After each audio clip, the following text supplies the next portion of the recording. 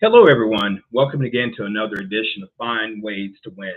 I'm your host, FitzgeraldStephens, coming to you guys from Tampa, Florida, which it is very hot and humid down here. Air conditioning is an absolute must. Not on this place, but many other parts of the country. It has been a freaking hot summer, excessively so.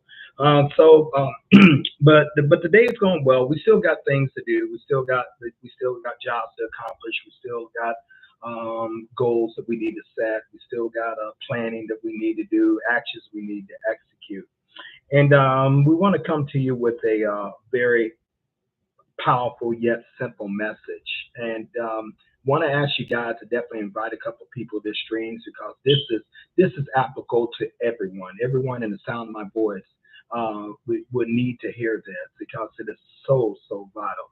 The title of this stream is called Tomorrow, the most dangerous word you can say to yourself. Tomorrow, the most dangerous word you can say to yourself. Putting things off. It's not a good time yet. I'll do it tomorrow.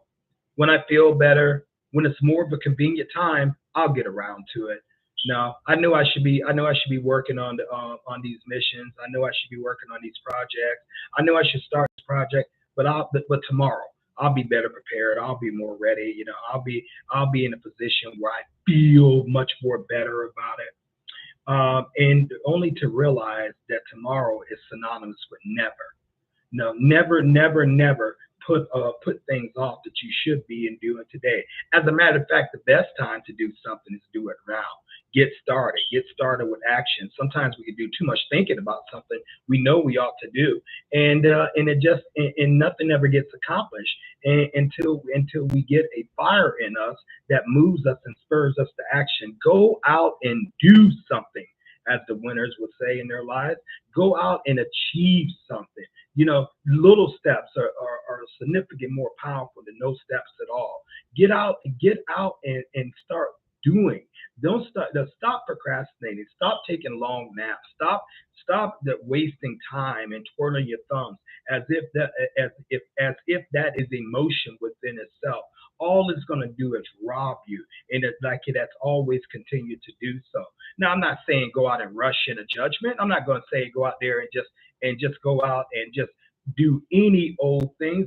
I'm talking about after you put the plan together, and sometimes you may not have the full plan, but that is no reason for you not to get started.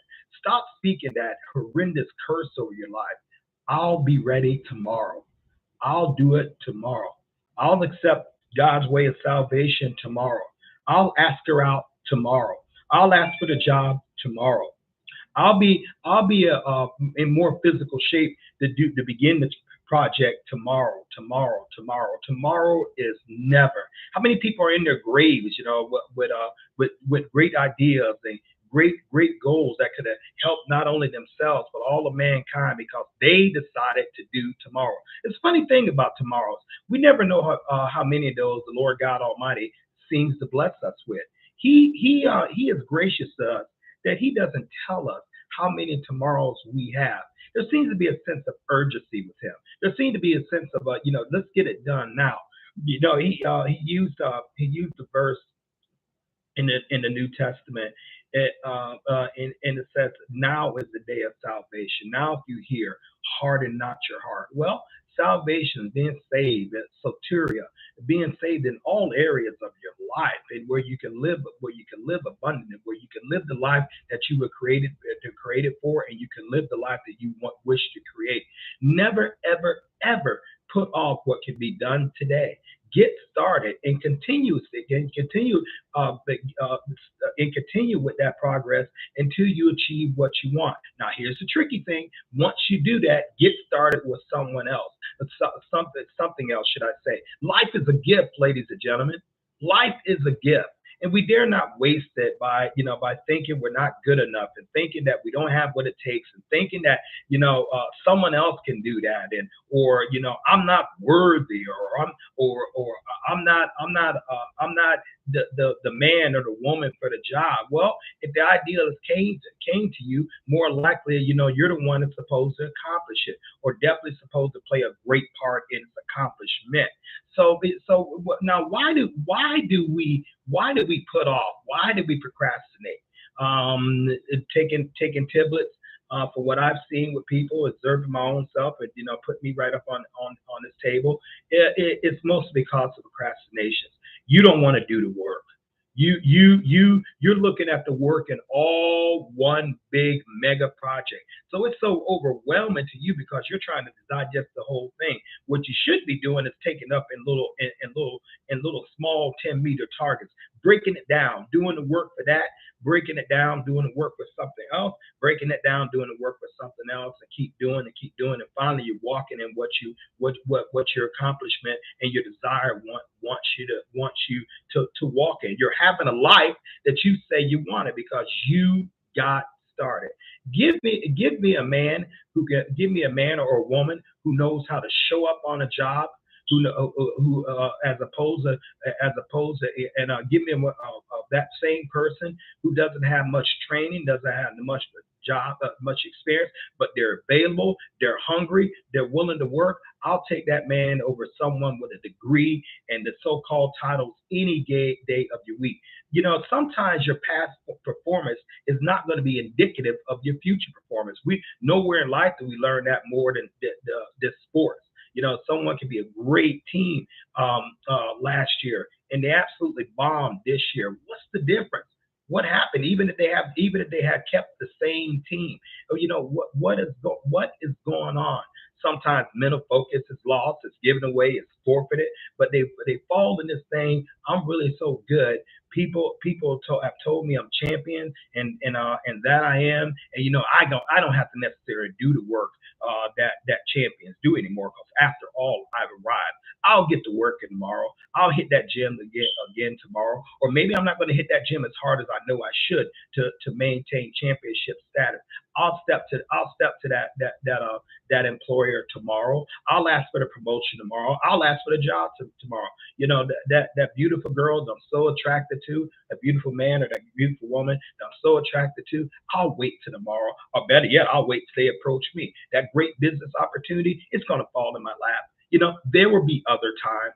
I can always get something else. I can always find something else. All these are tangents of fear, and they stop you from moving. Even within the spiritual realm, the forces that fight against you in the spiritual realm, they don't care what you believe. Whatever you believe, that's on you. That believe what you want.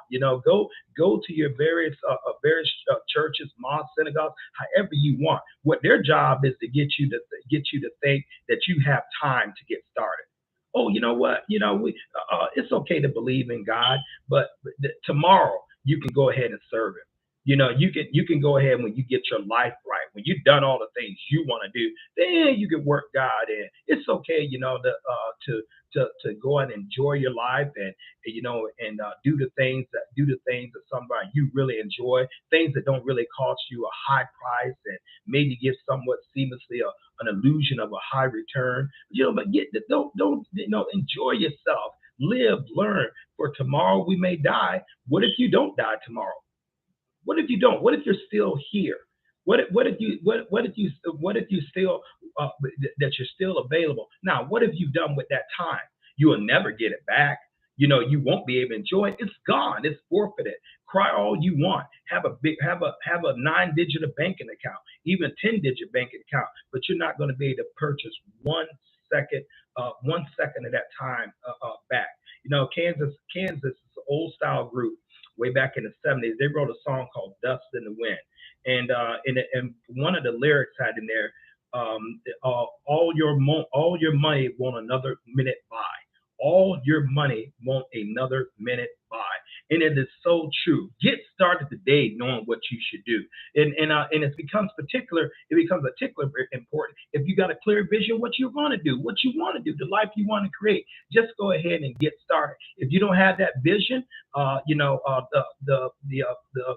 the God's word says, without a vision, the people perish. So we got to get that first. Well, latch on to someone else's vision, or get someone to sharpen your vision, or get someone to work with you where you can develop your vision. And once you get that, man, you run like your life is on fire, because it is. Now, one of the ways that you can really have a sense of urgency is you got to work like the day is your last. You got to work like you don't have any more time. Nothing is given to you. You got to get out there and work, and get out there and seize the moment. It is a high insult for people who have laid plans for you, or people who have done work for you, and people who have sacrificed for you not to go out there and build on that. They've given you a great opportunity. They've given you encouraging words. Some of them have supported you with resources. Many have supported you with encouragement. Many of them have left blazing trails for you to walk in, but you don't want to put in the work, because after all, you're either lazy, you're scared, or whatever you want to call it. But nevertheless, you're still wasting time, and you seem to think you got an infinite supply of it. And then one day you wake up, you're older, you're 10 years older, 15, 20 years older. You still haven't accomplished the things you want. You haven't even got started. And then you're wondering where the time is went. And your strength is fading. Sometimes your mental faculties are going down. Sometimes your energy level that you need, it's going down, it's declining. Yet you still to think everything's going to miraculously work their way out. Things I found out, ladies and gentlemen, don't work their way out unless you work. No, it just doesn't. So stop telling yourself tomorrow. I got time. I'll do it when I feel like it. When I get ready, I'll lay the hand to the plow. When there's a more convenient time, then I'll get on this project. Then I'll become the man I can be. Oh, that's nothing. I can accomplish that anytime. That's how the enemies of your soul want you to think. That's how your enemies want you to think. They want you to think you got all day to get ready. All day. They want you to spend time getting ready, only to do nothing with the preparation you've done. You have got to move, ladies and gentlemen. You have got to go out there and put actions to what you say. Consistent action. Now, that's not an easy thing. It takes a lot of strength to constantly stay motivated. It takes a lot of strength to fight your fears, of dread, procrastination, past failures, and all that. That's why I talk so much about the mindset. I did that last night when I made a video talking about winning, and talking about ultimate winning. You're thinking about a constant mindset of expectation, expecting to succeed. Don't think the world owes you nothing. Don't think your parents owe you anything. Don't think life owes you anything. Don't think because of your skin color, your last name, that all of a sudden people are going to bow to you, or people are going to respect you. They're going to respect you by what you do, what your accomplishments are bringing to this world. How are you making it a better place? Because you're either making your life better, or you're making it bitter. No two grounds about it. You're either making someone else's better or bitter. That's why I harp on the things that not everyone should have access to you. Not everyone who should have access to you. You shouldn't just allow people's mental thoughts of garbage just to back up and dump in your mind by what you watch and who you hang around with, and what stuff you choose to meditate on, engage in your mind. As a contrary, just like there's a such thing as clean eating, there's also a such thing as having a clean mental diet. You're just simply too good to hang around people. Now, what do I mean by that? I'm saying you're better for anyone, but no. Are you better than anyone? No, but you are better than a lot of people. You are better than one who are going to sit up there and thinking they have a God-given right to tell you how bad things are, to tell you how gloom and doom it is, to tell you what you can't do, to tell you how you don't have the education, you don't have the drive. Nobody in your family has accomplished this. We'll always be poor. You'll never go to college. You'll never be that doctor, engineer. But who are you to think that you can accomplish this? Well, my thinking is, who are you to think that I can't? It doesn't matter, what the critics are talking. You sit around there listening to the critics. Their word is always either tomorrow or never get started in the first place. They always have a problem for everything, but never a solution. They can tell you, they can try to project their fears and their failures on you as if you're supposed to accept them, and thinking they're doing you a great favor by giving you counsel. Maybe they don't want to see you hurt. Maybe they don't want you to go through some of the trials and tribulation they got. Maybe because they had a bad relationship, they look at all relationships bad. Maybe because they had a bad time and a bad experience starting to start a business and it failed. Maybe they think starting a business is bad for everyone. Maybe because they wasn't successful on the job. Maybe they think you're not going to get successful on the job. Don't let someone else project their limitations on you. That's their life. Let them live their life. But you got one, and it's yours, and you're responsible for that. Stop using this word tomorrow. Start saying, I do it now. I get it done now. Start with 3 steps if that's all you have, and put action to that, and you can actually accomplish someone who has the whole game plan, but just like keeping it on the shelf. And this is an unequivocal fact.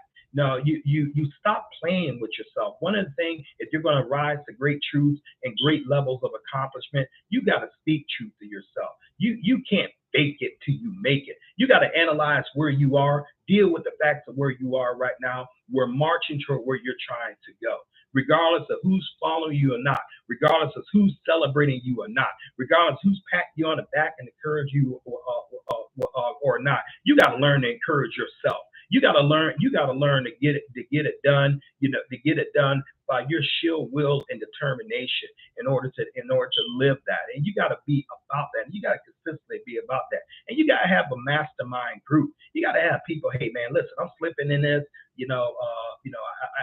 I'm afraid about this thing right here. How did you overcome it? What do you do when you get in times like this? How do you keep moving when you don't got any more legs under you? What do you do? How did you accomplish this when everything was against us? How do you keep going to these banks and trying and getting turned down the loans? Yet, you tell me you went to the 515th and they gave you the loan and stuff. What kept you pushing through? What kept you pushing through? And interview these people, talk to these people, and learn how the heck they're doing what they're doing. Ladies and gentlemen, we only have one merry-go-round. We only have one life. It is appointed unto man once to die. You don't get any do-overs to come back and see if you can do it again. That doesn't happen. You get one life on God's earth, and He expects a return. He expects you to do to live and to accomplish great things. We know about the story. Many of us are familiar with the story about the man who He gave the talents. 3 men. One man He gave 100 talents. One man He gave 10 talents, and one man He gave 1 talent. I've heard many viewpoints on that. Some viewpoints, should I say? One of them is that He gave the talents according to their abilities. Okay, you hone your ability by practice, skill, application, and so. But make no doubt about it. When he gave those talents out, and He expected a return. We know this because the guy who He gave 100. He said, "Hey, Master, I brought you back 100 more." He said, "Well done, thou good and faithful servant, and into the joy of the Lord." When He gave 10, "Hey, Lord, I went out and multiplied it. I gave you 10. And brought you back 10 more. Well done, y'all, you good and faithful servant, and to enjoy the Lord." Gives it to the guy with 1. He says, "Master, I know you are hard and astute man, reaping where you did not sow." Reaping where you did not sow. God is an investor. That line lets you know right there. He invested you, and He expects a return. Because that guy didn't do something, God Almighty called him a wicked servant, a wicked and slothful, lazy servant. And He said, "Depart me." But depart from me, because you can bring back something off the talent I gave you. And that's what life is saying to you. I've given you breath. I've given you life. I give you all kinds of things. I give you opportunity on opportunity. And you're out there not doing anything. You're burying your talent. You're saying tomorrow I'll get around to it. There's going to be a day of accounting. There's going to be a day of reckoning. And you want to be prepared for that. There's going to be a day, man, that your children are going to ask, they're going to ask, why didn't you accomplish more? Yes, your children, your own family members will indict you. Why didn't you go out there and do more? You're so talented in everything. Why didn't you achieve those certificates? Why didn't you achieve, for the things that's in you? Because obviously, there's greatness in you. What are you going to say? What are you going to say? I was afraid, or I was going to get around to it when I can. I was going to do it when I felt like it. I didn't think it was really that important. I thought I had time. Many people in the hospital right now thinking they had time, only to get a devastating doctor report saying, no, you don't have much time as you think. As a matter of fact, you're in a position right now, you need to get your affairs in order. Now, many people, once again, are in the graveyard, died with their gifts in them. Don't be that. Don't even come close to that edge. You don't know what to do. Pray, get wisdom from God. Seek mentorship, seek elders, seek people who have been through what you're going through and understand and ask them how did they get out of it. And they're just going to say, I got out. I just went out and did something. Often I read about military leaders and military soldiers, should I say, and ordinary people who accomplish great things, and the world calls them heroes. But you interview them, they said, I'm no hero. I just went to get my friend. I just went back to get my child. They were in a burning house. I had to get them out of there. Or my friends was trapped on the battlefield and I couldn't leave my friends. They ain't doing it for country. They're doing it for a greater cause to them. They're going to go get their buddy, going to go get their brother, and they will fight through any obstacle to get them. That's how the Congressional Medal of Honors guys are made. That's how men and women who accomplish great things.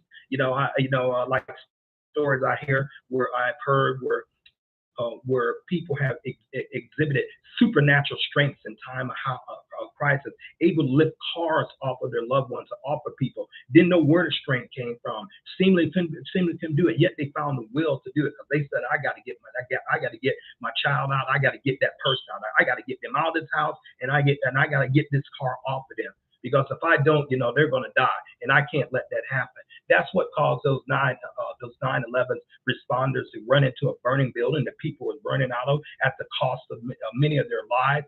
Firefighters, police, friends of people who were trapped in there, because they went in there to get their friends. They went in there to get people. And you have to admire that. Have that same urgency when you're going after your life, when you're going after your goal. I got to achieve this. I got to achieve this. I've wasted enough time already. I dare not waste any more because I don't have any more. And with the conviction that I will stand before Creator, and I'm glad to give a reckoning for what I've done with the time and opportunity He's given me. And this is actual fact. It could be both a scary and a liberating thing. But life is meant to be enjoyed. Life is meant to be achieved. Life is meant to serve others and be a betterment to yourself and humanity. It's not to take. It's not to take. Often I find some of my greatest joys has been in giving, and God Almighty always gives it back to me. Don't ask me how. Don't ask me. Don't ask me when. But it always comes back to it. That's one of His laws, and that's one of His universal laws that will work for anyone. Now, provided you apply that. Hey guys, we appreciate it. Once again, I definitely, if you didn't invite people, which I hope is not the case, definitely share this stream because the time is too precious to keep wasting. Time is too precious just to keep putting off tomorrow. Truly, ask yourself, how many tomorrows do you have? If you can definitively look at yourself and without some type of reservation, without some type of reservation, but that still causes you to stay there, well, stay there. That's your choice, and your choice is to basically be an achiever or a non-achiever. That's your choice, but don't you dare sabotage yourself. Don't you dare sit up there and agree with yourself. Yeah, I'll do it tomorrow. Hey, why aren't you getting this done? Well, I'll do that at a better time. Or the most nauseating excuse of all, I'll do it when I feel like it. I'll do it when I got my stuff together. Got your stuff together? There's no human being on earth that got their stuff together. Everyone's dealing with something. Everyone's dealing with something. Yet some people choose to move and accomplish in spite of. And you can make the same choice. Hey guys, thank you for joining this stream. Definitely appreciate it. Until the next time, appreciate you guys. appreciate you guys spending some time with me. And I'm FitzgeraldStephens, and definitely look forward to seeing you guys next time.